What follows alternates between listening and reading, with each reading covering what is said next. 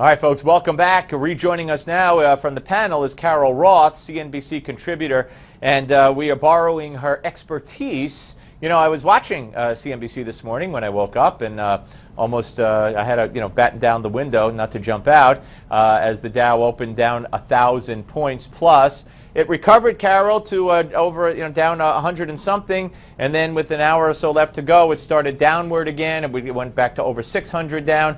What on earth are we going through? I mean, I know it revolves around China, but is this a blip, or are we in big trouble? What's going to happen?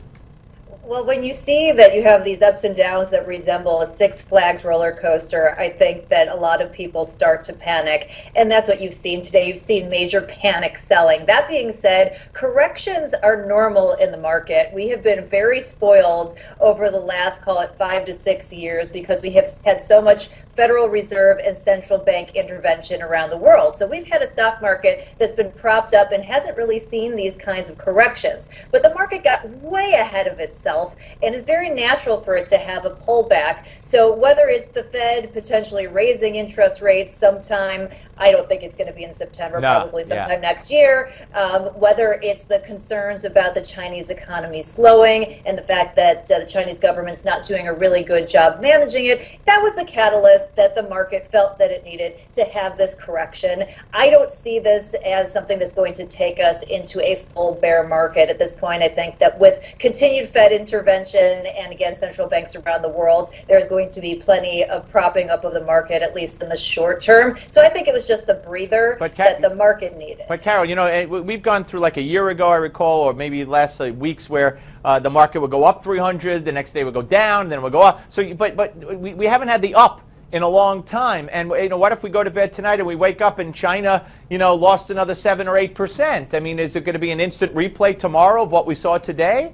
Yeah, I think right now there's a lot of uncertainty, and anytime there's uncertainty, the markets are very jittery, and that's why you're seeing these wild swings, the panic selling and the panic buying. So in the short term, we definitely could have some blips. If you're a long-term investor, you never want to try and time the market. You never want to try and perfectly pick that bottom. So if things tend to stabilize over the next couple of days, it could be an entry point for people who are long-term investors. Right. That being said, it is very scary to see it moving around so much, but that's when the best opportunities are created. Well, thanks for giving us that, and thank you very much, Carol. Appreciate it. My pleasure. And I'm joined now by my Newsmax TV colleague, Ed Berliner, host of The Hardline, weeknights at 9 p.m. Eastern. Hello, Ed. Talk to you again. Well, good to talk to you. You recently had a sit-down with Republican presidential candidate Ted Cruz, of course, the senator from the great state of Texas. And among other things, you discussed the senator's recent encounter with actress Ellen Page, who confronted him at the Iowa State over the weekend about his position on gay rights. It certainly was interesting. Senator Cruz is going to be the very first to tell you, Steve, that there are very few people in Hollywood who are lining up to get behind his campaign. And even though he was grilled while he was flipping pork burgers at the fair, the senator stuck to his guns in wanting to protect Christians for standing up for their faith. Here he is. We are a pluralistic nation that tolerates diversity. We don't have any right to force a Jewish rabbi to conduct a Christian wedding ceremony. We don't have any right to force a Muslim imam to conduct a Jewish wedding ceremony.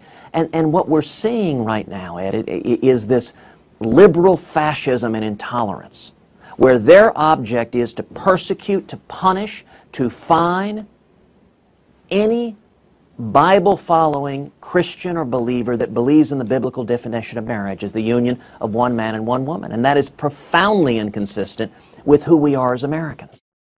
Steve, it is the one thing about Senator Cruz that you get when you talk to him. He is very, very, very involved in his faith. He is very involved in making sure that his religion is not kept in check by the government. That night he was actually appearing at a rally in Des Moines, Iowa, and the people who were there are just passionate about Ted Cruz. They listen to him, and they know that he actually speaks their language when it comes down to protecting their faith.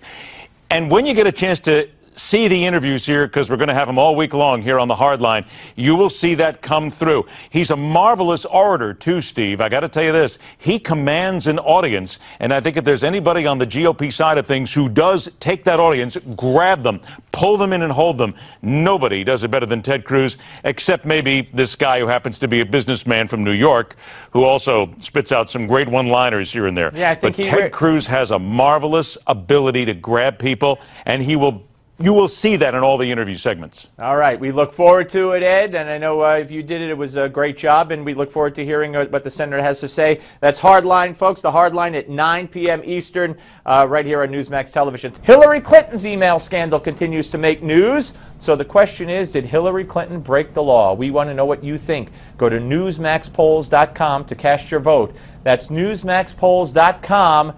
Do it now. We're coming back with Carol Roth. Don't go away.